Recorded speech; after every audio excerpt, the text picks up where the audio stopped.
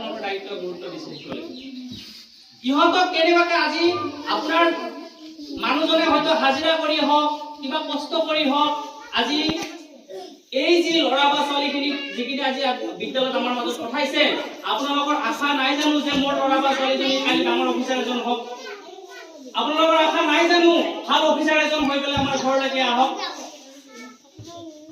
সেই আশাবোৰ আমি দেখিব লাগিব সেই সপোনবোৰ আমি দেখিব লাগিব আমি এটা কথা কি সপোন দেখিলেহে সপোনৰ পিনে আমি দৌৰিব পাৰিম সপোনে যদি নেদেখো আমি সপোনৰ পিছত কিন্তু কেতিয়াও দৌৰিব নোৱাৰিম সপোন দেখিব লাগিব আপোনালোকে সপোন দেখক ল'ৰা ছোৱালীক লৈ যে মোৰ ল'ৰা বা ছোৱালীজনীক মই ভাল মানুহ কৰাম আজি ইহঁত কেইটা যে এই আমাৰ মাজত যে বহি আছে এই বহি থকাৰ অন্তৰালত আপোনালোকৰ দেহৰ তেজ পানী ইয়াতে বহি আছে কাৰণ কোনোবা এজনে পথাৰত গৈ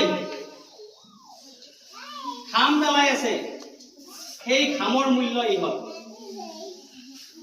কোনোবা এজনে পথাৰত গৈ কোৰ মাৰি আছে কোনোবা বাগানত কাম কৰি আছে তাৰ ঘামৰ মূল্য কিন্তু আজি ইহঁতকো বুজাব লাগিব আপোনালোকক বুজিব লাগিব যিজন মানুহে পথাৰত গৈ ঘাম পেলাই আছে দিনৰ দিনটো দিনৰ পৰা ৰাতিলৈকে কেনেকে দুই পইচা ঘৰলৈকে আনিব পাৰো কেনেকে আমি ভাল কৰিব পাৰো কিন্তু আমি বহুত মহিলা কি কৰে সেইটো উপলব্ধি নকৰি পেলাই মোবাইল চাই পেলাই সকলোতে মই কথাখিনি কোৱা নাই কিন্তু আপোনালোকে বেয়া নাপাব সকলোতে কোৱা নাই গতিকে সেই মূল্যখিনি যিদিনাখিনি আপুনি উপলব্ধি কৰিব পাৰিব যে নহয় মোৰ মানুহজনে আমাৰ মোৰ পৰিয়ালটো মানে ইমানেই কষ্ট কৰি আছে গতিকে কাৰণ এটা বস্তু অপ্ৰিয় সত্য কথা আপোনাৰ বিদ্যালয়খন যদিও আমি আমাৰ পঢ়াশালী বুলি কওঁ আপোনাৰ ঘৰখনহে প্ৰথম পঢ়াশালী আৰু মাতৃগৰাকী প্ৰথম শিক্ষক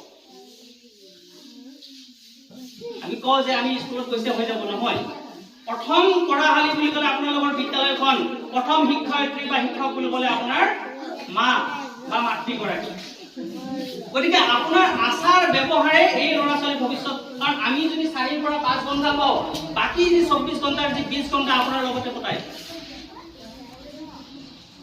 এই 20 ঘণ্টাত আপোনালোকে যি ধৰণে আচৰণ কৰিব সেই ধৰণে আচৰণ তেওঁলোকে শুনিব বা সেই ধৰণে কৰিব চেষ্টা কৰিব গতিকে আপোনালোকে আপোনালোকৰ নিজৰে উদাহৰণ দিয়ক যে দেউতাই তোমাৰ কাৰণে ইমান কষ্ট কৰি আছে দেউতাই তোমাৰ কাৰণে দিনে ৰাতি দিনৰ পিছত ৰাতি গৈ পেলাই কৰবাত হাজিৰা কৰিবলগীয়া হৈছে কৰবাত কাম কৰিবলগীয়া হৈছে কৰবাত গৈ চেন্নাইত গৈ পেলাই কোম্পানীত কাম কৰিবলগীয়া হৈছে গতিকে তুমি সেই মূল্য বুজিব লাগিব তুমি এদিন দেউতাক সেই চেন্নাইত নোযোৱা কৰিব লাগিব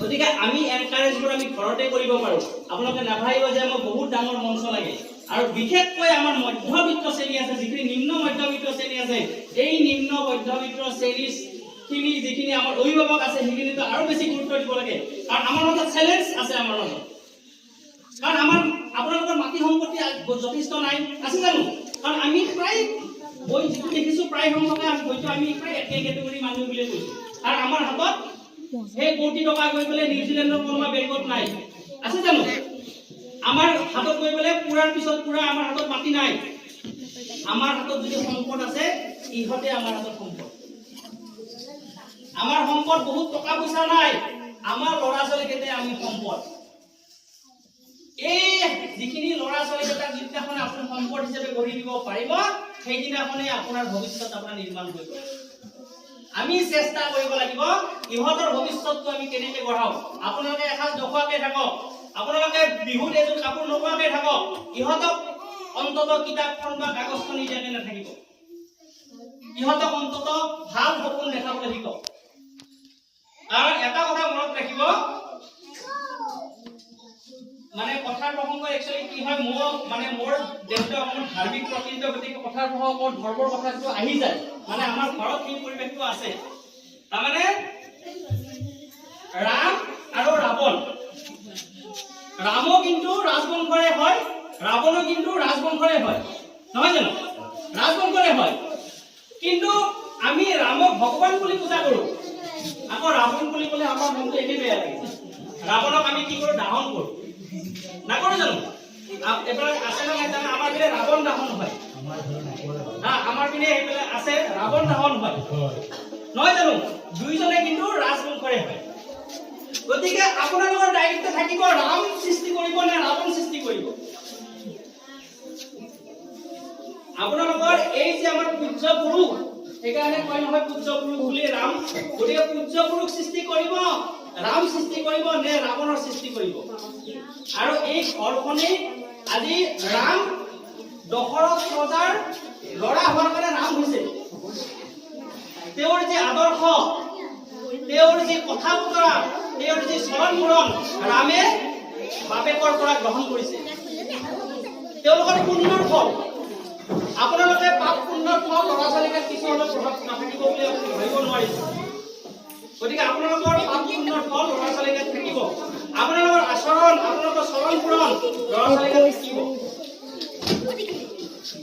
গতিকে আমি চেষ্টা কৰিব লাগিব যে আমি ৰাম কেনেকৈ সৃষ্টি কৰো, আমাৰ ল'ৰা ছোৱালী বিলাক কেনেকৈ যি হওক। গতিকে কথা একচুৱেলি ক'ব দিলে বহুত কথাই ওলাই যায়। কথা যিহেতু মানে মই একচুৱেলি ৰাজনীতি বিজ্ঞানৰ আজি অভিভাৱক খিনিলৈ মই একদম কৰজোৰে প্ৰাৰ্থনা কৰিছো, কৰজোৰে আপোনালোকে হাত মানে হেৰি কৰিছো, আপোনালোকে আপোনালোকৰ ল'ৰা ছোৱালী ভৱিষ্যতখিনি আপোনালোকে অন্তত মোবাইল বা অন্যান্য ধান্দাৰ পৰা অকণমান পাৰিলে আঁতৰত। মোবাইলটো শিকক, মোবাইলটোত ভাল যিখিনি দিশ আছে সেই ভাল দিশবিলাক চাওক। সেই আজে বাজে ভিডিঅ'বোৰ চাই পেলাই ল'ৰা ছোৱালীৰ ভৱিষ্যতবিলাক নষ্ট নকৰিব। আমেৰিকা অকণমান শুনিব, অকণমান আৰু মই বেছি সময় নলওঁ। যোৱা মাহত আমেৰিকা যুক্তৰাষ্ট্ৰৰ এটা ৰিচাৰ্চ পেপাৰ প্ৰকাশ পাইছে, এটা ৰিচাৰ্চ পেপাৰ প্ৰকাশ পাইছে। গম পাইনে? আমাৰ ডাঙৰ বিলাকক কিন্তু এইটো জানিব দৰকাৰ। আমি বিশেষকৈ কি চাওঁ? ৰিল চাওঁ। ৰিল চাওঁ নে নাচাওঁ? এনেকে স্ক্ৰল কৰি দিয়াৰ লগে লগে কোনোবাই ক'ৰবাত হাঁহি দেখিব, ক'ৰবাত মানে ক'ৰবাত দুখে দেখাব, ক'ৰবাত কান্দিয়ে আছে, ক'ৰবাত বিভিন্ন ধৰণৰ ভিডিঅ' দেখাব। তাৰমানে আপুনি যদি দিলে তেনেহ'লে আপোনাৰ চকুকেইটা ক'ত আছে? মোবাইলত থাকি যায়। আমাৰ ব্ৰেইনটো কেনেকুৱা ধৰণৰ বস্তু গম পায়নে? যি পাই তৎক্ষণাৎ মানে কেপচাৰ কৰি লয় আমাৰ ব্ৰেইনটো। ভগৱানে এনেকুৱা ধৰণৰ এটা ব্ৰেইন বনাইছে চুম্বক টাইপৰ। আপুনি চাবচোন 10 বছৰ আগত বিভিন্ন এটা খুব দুখৰ ঘটনা এই মুহূৰ্তলৈকে আপুনি মনত আছে নে? এই মুহূৰ্তলৈকে 10 বছৰ আগত যেতিয়া ডাঙৰ ঘটনা কেতিয়াবা হৈ গৈছে, কিন্তু এই মুহূৰ্তলৈকে আপোনাৰ মনত আছে। গতিকে আমাৰ ব্ৰেইনটো এনেকুৱা ধৰণৰ বস্তু তৎক্ষণাৎ কেপচাৰ কৰি লয়। কিন্তু আমি কি কৰো? এই মাত্ৰ দুখৰ ভিডিঅ' এটা চাইছো, এই মাত্ৰ আকৌ সুখৰ ভিডিঅ' এটা চালো, এই মাত্ৰ এটা হাঁহিৰ ভিডিঅ' চালো, এই মাত্ৰ আকৌ কোনো মানুহ মৰা ডেড বডি এজনৰ ভিডিঅ' এটা চালো। তাৰমানে আপোনাৰ ব্ৰেইনটো কি হ'ল? স্ক্ৰল হৈ গ'ল। আমি যেনেকৈ মোবাইলটো স্ক্ৰল মানে টানি দিওঁ তলৰ পৰা ওপৰ, ওপৰৰ পৰা তল। আপোনাক যদি সমান ঠাই এটাত যদি এবাৰ এইফালে দিওঁ এবাৰ সেইফালে দিওঁ, কি হ'ব? আপোনাৰ শৰীৰটো কষ্ট পাব, আপুনি নাপাব? কিন্তু কেতিয়াবা ভাবি চাইছোনে আমাৰ ব্ৰেইনটোৱে যে সেই বস্তুখিনি পাই আছে?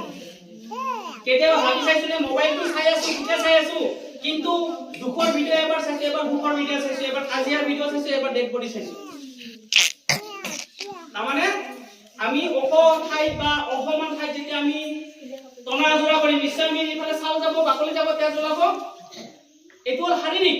কিন্তু আমাৰ মানসিকটো কিন্তু কাৰো চাবলৈ সময় নাই।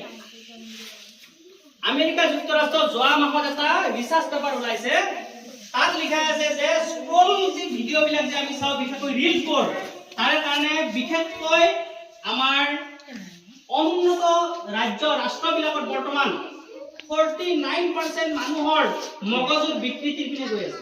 49% মানুহ মগজুৰ বিকৃতিৰ পিনে, মগজুৰ বিভিন্ন ধৰণৰ বেমাৰ আজাৰ, মাইগ্ৰেশ্যনৰ পৰা আদি কৰি মানে মাথাৰ বিষ হওক, মনত নাথাকে। আজিকালি চাবচোন, আজিকালি প্ৰায় কথাবিলাক মনত নাথাকে, হৈছে নে নাই? এই কিবা এটা বস্তু আপুনি অকণমান 2 মিনিট আগত থৈ দিব, 2 মিনিট পিছতে আকৌ দেখিব পাহৰি গৈছে আপুনি। প্ৰায় মানুহৰ হৈছে 49% মানুহৰ এই প্ৰব্লেমটো হৈছে। এই প্ৰব্লেমৰ মূল কাৰণটো কি গম পায়? মোবাইল। আপুনি চাব 5 মিনিট আগত কিবা এটা কথা এটা কৈ থৈ আহিছে, 5 মিনিট পিছত আপুনি পাহৰি গৈছে। আপুনি নিজকে প্ৰশ্ন কৰে, মই ইমান পাহৰা হৈছো নে আজিকালি?